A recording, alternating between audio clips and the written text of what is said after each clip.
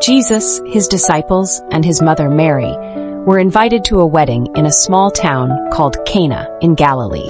It was a joyful celebration filled with friends, family, and festivity. The wedding feast was in full swing, with music, laughter, and abundant food and drink.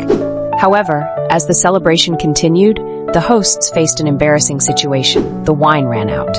In that time and culture, running out of wine at a wedding was considered a great social failure. When Mary noticed this, she turned to Jesus and said, "They have no more wine." Jesus replied, "Woman, why do you involve me? My hour has not yet come." Even though he gently reminded her that it wasn't time for him to reveal his full power, Mary, knowing her son well, told the servants, "Do whatever he tells you." Nearby, there were 6 large stone water jars, each capable of holding 20 to 30 gallons, typically used for ceremonial washing. Jesus instructed the servants, "Fill the jars with water." The servants did as he asked, filling the jars to the brim with water. Then Jesus said, "Now draw some out and take it to the master of the banquet." The servants obeyed, though likely puzzled. They took a sample to the master of the banquet, who tasted it and was astonished. The water had been miraculously turned into wine. Not just any wine, it was the finest wine. Surprised, the master of the banquet called the bridegroom and said, "Everyone brings out the best wine first, and then the cheaper wine after the guests have had too much to drink, but you have saved the best till now." This miracle, the first of many in Jesus' ministry, revealed his divine power and his compassion. It was not only a display of his authority over nature, but also a sign of the abundant and joyful life he offers. Because of this miracle, Jesus' disciples began to believe in him more deeply, understanding that he was no ordinary teacher, but the promised Messiah. This event marked the beginning of Jesus' public ministry, showing his glory in a simple yet profound way.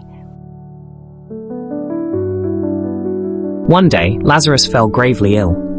His condition worsened quickly, and despite their best efforts, Martha and Mary could not heal him. In their distress, they sent a message to Jesus, saying, "Lord, the one you love is sick." They believed that if anyone could heal Lazarus, it was Jesus. However, when Jesus received the message, he did something surprising.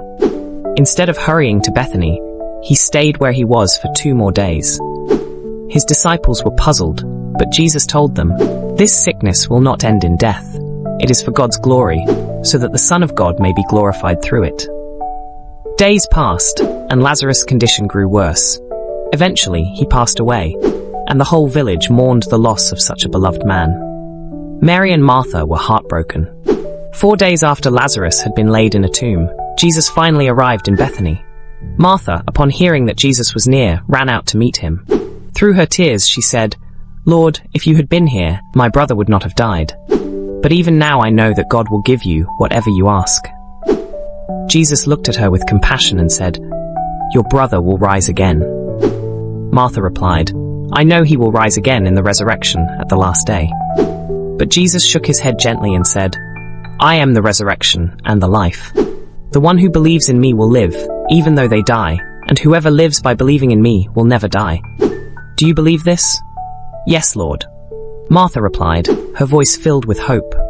"I believe that you are the Messiah, the Son of God, who is to come into the world." Martha ran to fetch her sister Mary, who came to Jesus weeping. Jesus, seeing the pain in their eyes and the sorrow of those around them, was deeply moved. He asked, "Where have you laid him?" They led him to the tomb, and as he stood before it, Jesus wept. It was a moment of pure emotion, where his humanity and compassion for his friends shone brightly. Then, wiping his tears, Jesus stood tall and commanded, "Take away the stone." Martha hesitated. "But Lord, he has been dead for 4 days. There will be a terrible odor." Jesus looked at her and said, "Did I not tell you that if you believe, you will see the glory of God?" Jesus lifted his eyes to heaven and prayed, "Father, I thank you that you have heard me. I know that you always hear me, but I say this for the benefit of the people standing here, that they may believe that you sent me." Then, with a loud and commanding voice, Jesus called out, "Lazarus, come out!"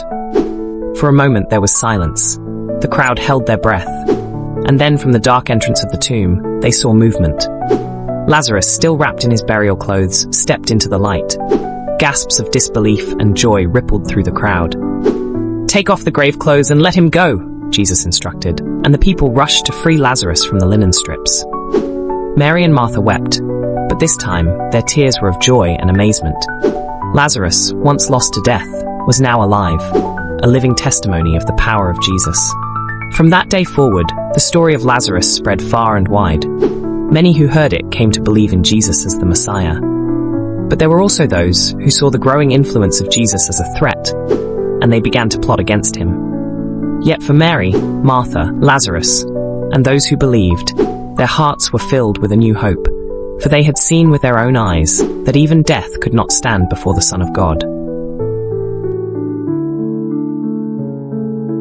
One day, Jesus and his disciples were walking through the region of Caesarea Philippi, a place surrounded by temples and idols of many gods. It was a place where people worshipped all kinds of deities, and the air was thick with the question, who truly holds the power over life and the world? As they walked, Jesus turned to his disciples, who had been following him for a long time, witnessing his miracles, hearing his teachings, and feeling the power of his love. He asked them a question that made them stop in their tracks. Who do people say that I, the Son of Man, am? The disciples thought for a moment and began sharing what they had heard from the crowds. One said, "Some say you are John the Baptist, come back to life." Another added, "Others believe you are Elijah, the prophet who never died but was taken up to heaven." Another said, "Some even think you are Jeremiah, or one of the prophets from long ago." Jesus listened quietly to their answers, but his eyes were searching theirs for something deeper. Then, after a moment of silence, he asked the question that would change everything. "But who do you say that I am?" A hush fell over the group. The question wasn't just about what others thought. It was personal.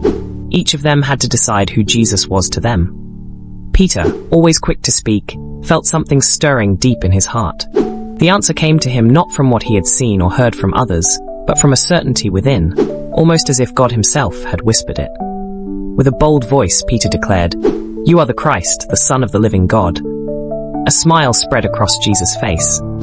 This was the answer he had been waiting for. "Blessed are you, Simon, son of Jonah," Jesus said, "for this was not revealed to you by flesh and blood, but by my Father in heaven. And I tell you that you are Peter, and on this rock I will build my church, and the gates of Hades will not overcome it." In that moment, Peter's declaration was more than just words. It was a revelation. The disciples began to see that Jesus wasn't just a teacher, healer, or prophet. He was the long-awaited Messiah, the very Son of God sent to save the world. As they continued their journey, the disciples now understood that following Jesus meant far more than they had imagined. They were not just following a wise man, but the one who held the keys to life itself. Their lives were forever changed, as they now knew the truth of who he was.